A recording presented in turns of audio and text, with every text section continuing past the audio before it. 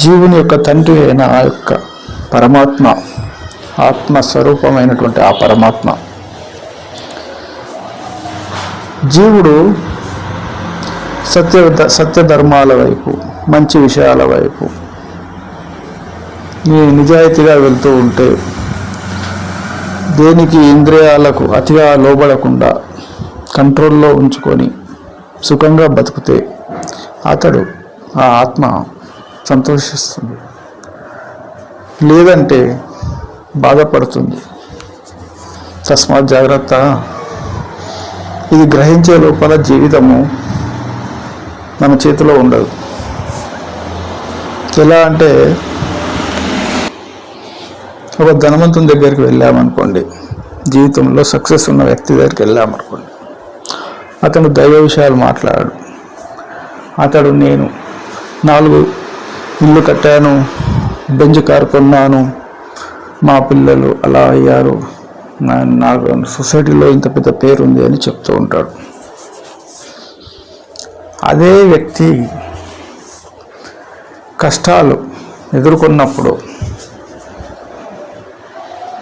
చాలా బాధపడతాడు. అన్ని సమయాల్లోకి ఎలా ఉండవు. కలిసి రానప్పుడు కుంగిపోయి చాలా చాలా తెలియని స్థితిలో దీనావస్థలో ఉంటాడు. అతని ఇంద్రియాలు పనిచేయప్పుడు, అతను సుఖంగా ఉన్నప్పుడు ఇంద్రియాలు అలా స్లోగా ఉండవు, అవి పరిగెత్తిస్తూ ఉంటాయి. ఈ యొక్క జీవుడు ఆ ఇంద్రియాల వశమైపోతాడు. అప్పుడు అవి ఏది చెప్తే అదే నిజం అనుకుంటాడు. ఎందుకంటే అది నిజంగానే వైభవం చూపిస్తుంది కదా. ఎప్పుడైతే సమయం కలిసి రానప్పుడు, పాపపుణ్యాలు ఏదో రూపంలో వచ్చినప్పుడు, జీవుని అవస్థల సమయంలో ఇంద్రియాలు సహకరించవు, బుద్ధి సహకరించదు, మనసు కూడా కకావికలమైపోతుంది. అవన్నీ కొట్టుమిట్టాడుతూ ఉంటాయి, క్షోభను భరిస్తూ ఉంటాయి ఆవేదనలో. అప్పుడు ఆత్మ శరణ కోరుతుంది.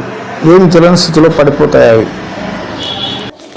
జీవుని యొక్క ఆ స్థితిని, ఆ క్షోభను ఆత్మ గమనిస్తుంది. ఆత్మ చలనం లేనిది. ఇలా ఎందుకు చేసుకున్నాడు? నేను సృష్టించిన ఇంద్రియాలే కదా, వాటికి అతడు వశం ఎందుకు అయ్యాడు? ఏదో కొద్దిగా వాటితోటి బ్రతికి వాటిని గమనిస్తూ నాకు శరణాగతి కావాలి, కానీ వాటికి శరణాగతి అయ్యాడు. వాటి పాపపుణ్యాలు అయిపోయాక అవి నిస్తేజం అయిపోయాయి. వాటి శక్తి క్షీణించింది. వాటిలోన పుణ్యం లేదు, అవి పక్కకు జరిగాయి. అప్పుడు అవి శోభిస్తున్నాయి. వాటి శక్తి ఎంత? ఇంత మాత్రం జ్ఞానం ఇన్ని విభాగాల నుంచి, ఇన్ని చరిత్రల నుంచి ఈ జీవుడు ఎందుకు తెలుసుకోవడం లేదు?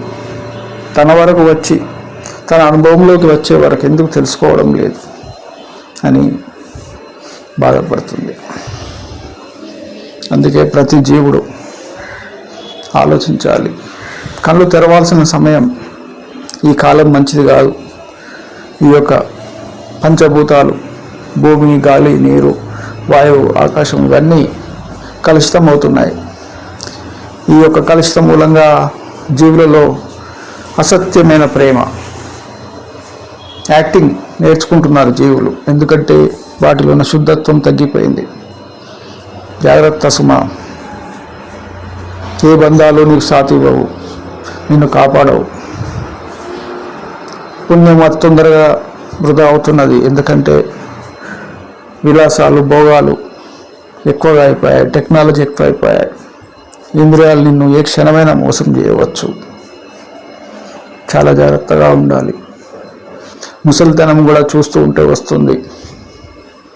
ఆ క్షణంలో శరీరం కూడా అసలే పనికి రాకుండా అయిపోతుంది.